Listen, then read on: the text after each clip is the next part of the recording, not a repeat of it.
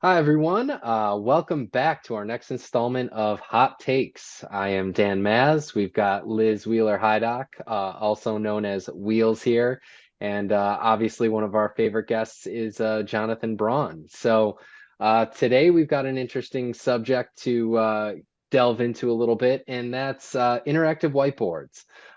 We've seen them everywhere. They're in our market, and obviously getting into our schools, getting into our workplaces.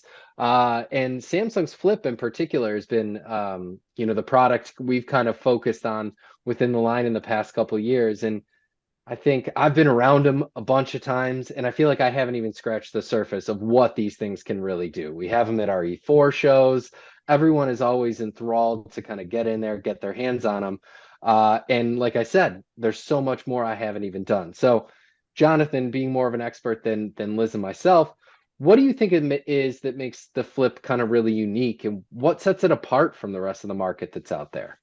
Absolutely. In fact, you're making me regret that I don't have my Flip on the back wall of my office anymore. It's actually down in my lab, but I use a product regularly. So I think what really makes that different is it was a very targeted approach. So Samsung's been big on the Tizen operating system they developed for their commercial displays, consumer TVs. And when they introduced their first whiteboard product with the original Flip 1, which now in the fourth generation of that technology, it was based around that OS with the thought of having a closed platform that is much more fixed would be more secure, would allow them to provide a more curated experience for a user, and would keep things a little bit more manageable, not just thinking about it from oh, hey, I'm going and poking the flat thing on the wall and working with it day to day, but I have to manage it. I have to support it. And that can be a challenge with a lot of whiteboard products. So this was just made to be easy. And of course, Samsung does an excellent job with hardware. I mean, they're Samsung. They know what they're doing. They put a really good touch technology on the Flip. It's got the passive pen, so it's really super to just grab the pen off the side, give it a poke,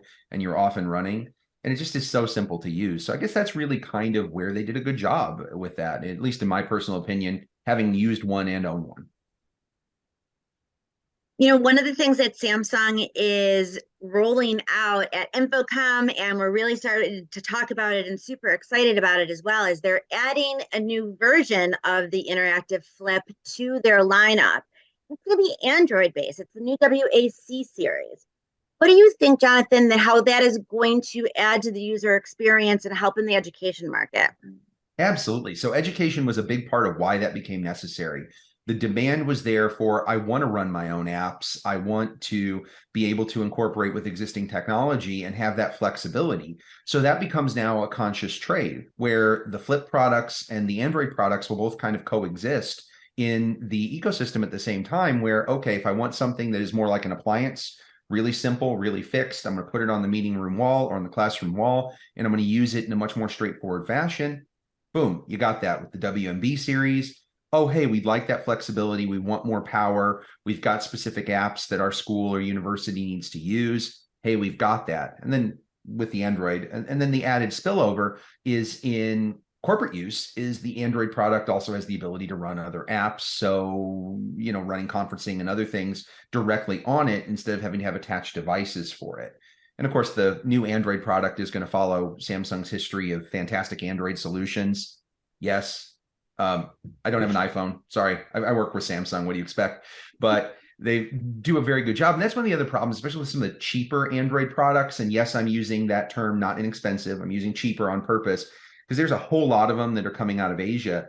A lot of them have anemic SoCs built into them, so they feel really kind of bad to use, even though the price point's great. It's why you don't buy your whiteboards off wish.com. That's a hot take for you. But it really is a nice solution. I got to play with it at Samsung's national sales meeting. So it's got the full suite of software. It's still going to incorporate with things like Mimeo Connect, but it's just a more open platform. So How do you think that changes things for like the integrator and, any systems that they would kind of build around in utilizing this and that? you know what? I don't think it really changes the landscape. If you're used to working with interactive products, whether it's whiteboard or not, and you're used to designing a system around it, whether it's a classroom or a conference room, I think it really kind of stays the same where you're integrating with similar control, you're integrating with similar other hardware, whether it's conferencing solutions or audio or voice reinforcement. I don't think it radically changes anything, but it does give you that option with Android where if you want to stay within the Samsung family, Now you've got everything that you can run directly in that particular environment in that display, maybe potentially streamlining the system some versus something like the Tizen-based whiteboard, where you might need like an external device to run a Teams meeting, as an example. Just food for thought. Fantastic. Well, as always, Jonathan, thank you so much for the information. This was a great start to the conversation about the interactive whiteboards. And please stay tuned for our next series of Maz and Wheelz Hot Takes with Jonathan Brawn. Thank you again for your time. Thanks for joining us today, everyone. Thank you.